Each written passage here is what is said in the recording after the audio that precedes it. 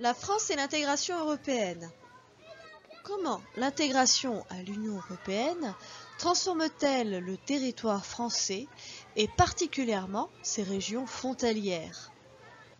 Séance 1. Quelle est la place de la France dans l'Union européenne?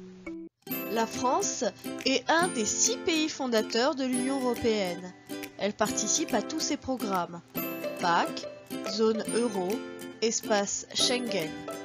Le Parlement européen siège en partie à Strasbourg, une des capitales européennes. Les pays de l'UE sont ses principaux partenaires commerciaux, 2/3 des échanges. L'essentiel des investissements étrangers en France provient de ses voisins européens. Carrefour européen, ses infrastructures autoroutières et ferroviaires sont connectées avec le réseau européen. Au nord, Eurostar vers Londres, Thalys vers Bruxelles, Cologne et Amsterdam. À l'est, LGV Rhin-Rhône, connexion du TGV Est avec l'Intercity Express allemand. Avec l'élargissement de l'UE vers l'Est, l'enjeu des transports est primordial. Le raccordement est en cours au sud, vers l'Espagne, LGV l'Océane, et l'Italie, Lyon-Turin. La circulation des Français vers les pays européens est donc facilitée. Séance 2. Quelle est l'influence européenne en France? De nombreuses FTN européennes sont présentes en France. Airbus, dont le siège est basé à Toulouse, assemble les A380 à partir de pièces produites en France, en Espagne, au Royaume-Uni et en Allemagne.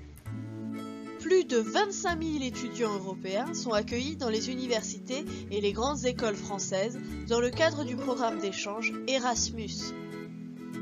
La présence européenne en France s'inscrit également sur les principaux bâtiments publics, avec le drapeau européen. 2/3 des lois votées en France transposent en droit français des directives européennes.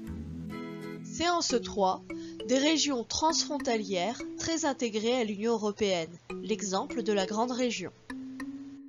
Avec la construction européenne, les régions frontalières sont devenues des espaces traversés par des flux intenses. Ce sont des interfaces.